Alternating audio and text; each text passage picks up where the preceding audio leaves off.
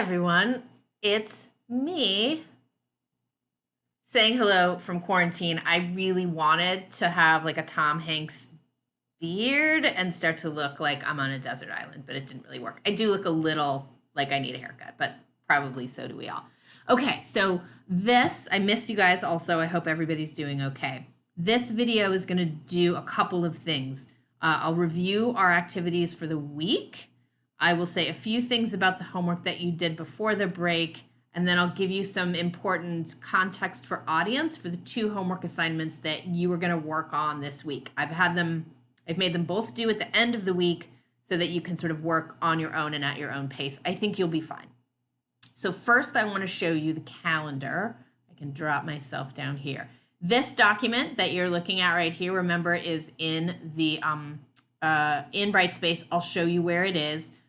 We are already past all of this, which is amazing, and now we are in this first week, the 6th, 8th, and 10th, although those dates, what do they mean in this very strange time? So what you're going to do this week, you're going to look for the short video that I'm making now, and then the two things that you're going to do for the end of the week. By Friday, you're going to complete and upload homework assignments 2 and 3. So that's the plan for the week. And the information that I'm going to give you in this video will help you do it. You guys did a great job on the assignment number 1. So this is the stuff that I'm using to record. What I want to show you is our Brightspace page. This is it, of course, and we'll go to content.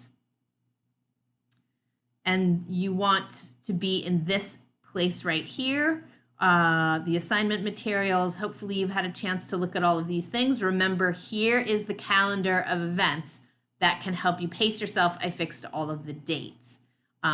This is the assignment that we're working toward.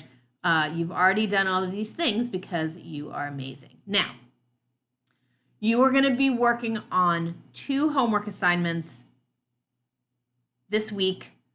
You've already done this one. The first homework assignment involves this reading, and you answer these questions. And the last one involves this reading, and you'll answer these questions. There are separate places for you to upload that material. I'll talk about these readings in just a minute. I want to briefly talk about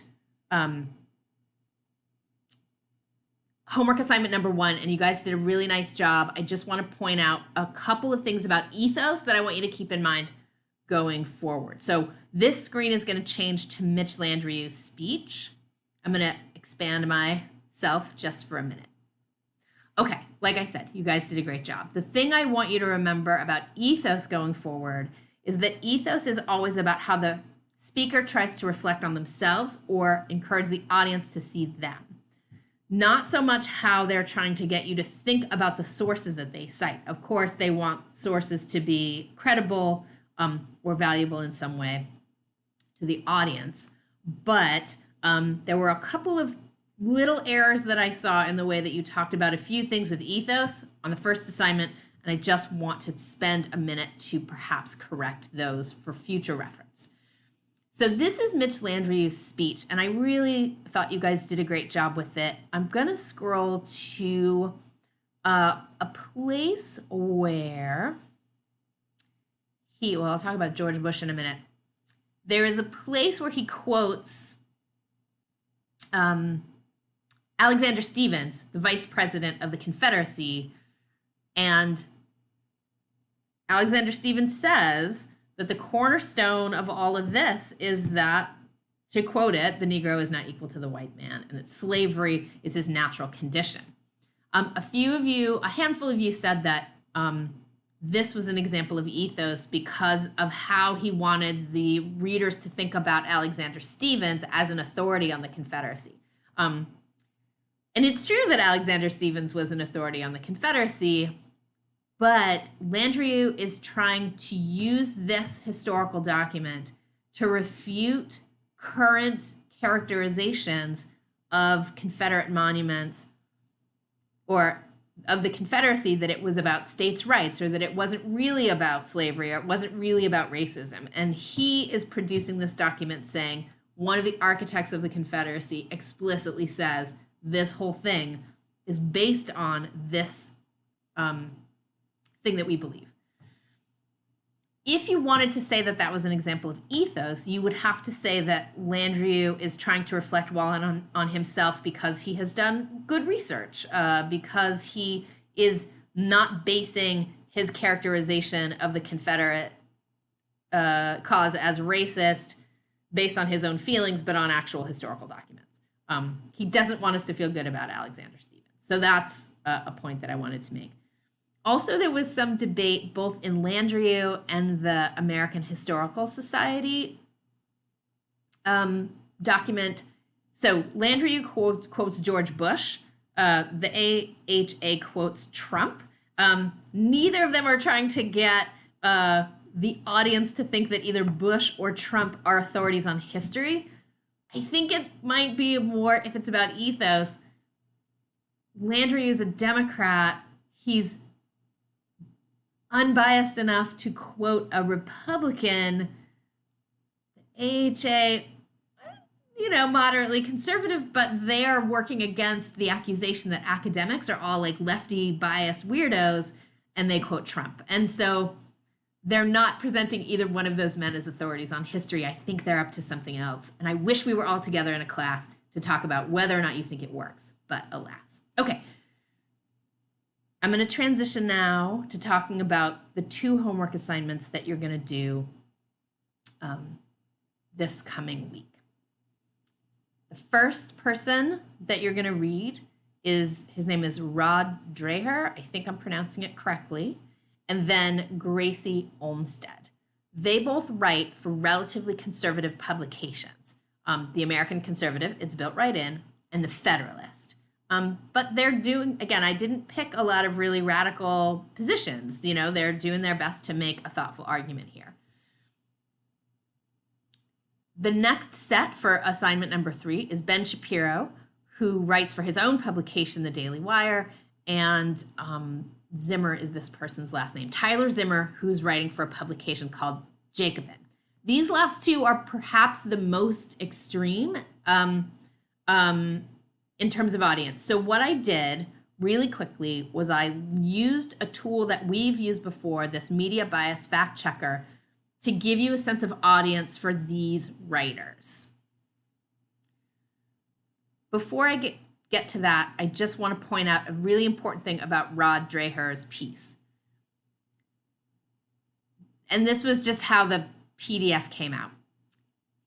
If you see this bracket thing right here that I'm pointing at, this is a quote. He's quoting in the first page of his article, he's quoting Mitch Landrieu. Sometimes students get confused and think he is saying this, but look here, he's quoting. These are excerpts from Landrieu's speech. That whole thing is a quote, and this whole thing is a quote, because he's arguing with Landrieu. He objects to some of his things, and that was the best way I could think of to indicate that. So just watch out for that. Okay. So we've already talked about your work from last week. Right now, I'm giving you some audience information and some context, because remember, you have to think about audience for these pieces. So what I've got right here, I went to this media bias fact check, sorry about all the ads, and I looked up the American Conservative. They get high marks for factual reporting. They are sort of right center, a slight conservative position. Here we go. We rate the American Conservative right center bias based on story selection, moderately favors the right, and does not hesitate to criticize Republicans, specifically Trump, when not adhering to conservative policy. So the audience skews a little bit older, kind of more established people. You'll see the way that Dreher kind of indicates a more traditionally conservative background in terms of fiscal policy, kind of family value stuff. It's not a really radical publication, and they get high marks for factual reporting. So that's the American Conservative. The next one is the Federalist. The Federalist is interesting. They started out as a real libertarian publication. And I feel like perhaps in the last little while, it's leaned a little bit more extreme. The article that you'll read is not a very extreme position. It's clearly conservative, but it's really trying to, in a fair way, work through the issues. But I just wanted you to know, this is the Federalist. They get mixed scores for their factual reporting. And this, we rate the Federalist a borderline questionable and far-right biased. Again, I think that this is a change over the last couple of years. I don't think it was always sort of like this. But again, their audience might skew a little bit younger than the American Conservative, but not much. But these two these two sources are sort of speaking to a more traditionally conservative audience that skews a little older. The Federalist has some pieces that push it a little bit farther to the right, push it a little bit into the pseudoscience thing. If you look at their homepage right now, it says like social distancing might cause more coronavirus. So I'm not a scientist, but okay. So that's those two. So when you're reading, think about how the two writers, Gracie Olmstead and Rod Dreher, are trying to speak to a slightly older, conservative to moderate audience. Okay, Ben Shapiro is pretty conservative, and the Jacobin magazine, which is the Tyler Zimmer, is real lefty, like you'll see. Okay, so let's go to this. This is the Daily Wire. They also get a mixed score for factual reporting. So it just worked out. One of the conservatives gets a mixed, and one of the two of the conservatives get a mixed. Anyway, this is the Daily Wire. They get mixed score, and they sort of lean pretty far right. Ben Shapiro's audience is younger. Ben Shapiro's audience is about your age and a little bit older. I'm just trying to learn about Ben Shapiro. I know that he's really appealing to a lot of people. He really tries to kind of talk about his positions as being based not on emotion, but on facts and things like that. So when you read him, think conservative audience, but younger, and look at the ways that he tries to signal that he's down with the kids. So his language is going to be a little bit different than the earlier ones, and just sort of look for that. Okay, and then finally, Tyler Zimmer. You only have to read, it's a long piece, the Tyler Zimmer. You only have to read the first 3 pages in order to do the homework assignment. You can read the whole thing if you want, but you don't have to. Tyler Zimmer is writing for a magazine called Jacobin. It is quite far to the left. It gets good marks for factual reporting, right? This is an important thing to remember. People with very strong positions can still be responsible with facts. The American Conservative gets high marks for factual reporting, so does Jacobin magazine. Jacobin is pretty strongly leaning to the left.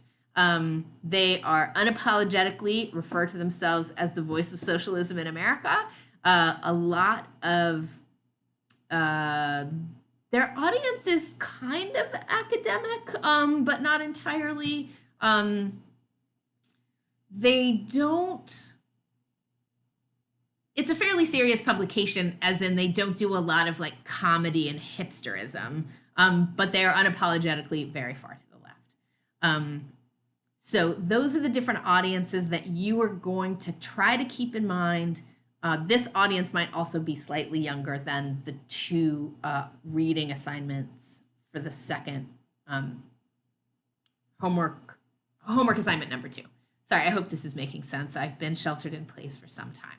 Okay, I wanted to keep this under 15 minutes. I think I'm close, so I'm going to stop now.